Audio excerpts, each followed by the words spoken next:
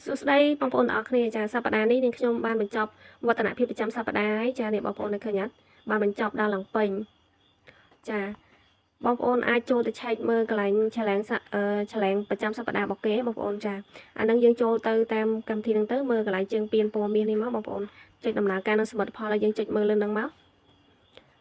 ហើយបន្តមកបងប្អូនមើលនេះកិច្ចការរបស់ខ្ញុំគឺបំពេញទាំងអស់បងប្អូនទាំងគ្នាចាក្នុងមួយសប្តាហ៍ហ្នឹងគេឲ្យយើងឆ្លើយតប comment ជាមួយនឹងបងប្អូនយើងឲ្យបាន10 comment ចាធ្វើវីដេអូកាត់ហ្នឹងចាហើយនឹងបង្កើតរៀលសាធារណៈហ្នឹងឲ្យបាន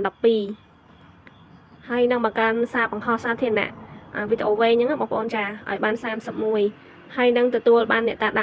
ដានថ្មីហ្នឹងឲ្យបាន20នាក់ចាអញ្ចឹងក្នុងសប្តាហ៍នេះនាងខ្ញុំបំពេញគ្រប់លក្ខខណ្ឌរបស់គេអញ្ចឹងណាបងប្អូនចាយើងធ្វើឲ្យពេញក្នុងមួយសប្តាហ៍ពេញលក្ខខណ្ឌរបស់គេអញ្ចឹងទៅ page របស់យើងគឺរីកល្អអញ្ចឹងណាបងប្អូនចាអញ្ចឹងវីដេអូនេះមានតែប៉ុណ្្នឹងទេបងប្អូនទាំងអស់គ្នាចាបងប្អូនអាសាចូលមើលដល់ពេលចាប់ផ្ដើមថ្ងៃច័ន្ទកន្លែងហ្នឹងវាលោតមកសារថ្មីវិញហើយបងប្អូនទាំងអស់គ្នាចាអញ្ចឹងអរគុណច្រើនបាយបាយជួបគ្នាវីដេអូក្រោយ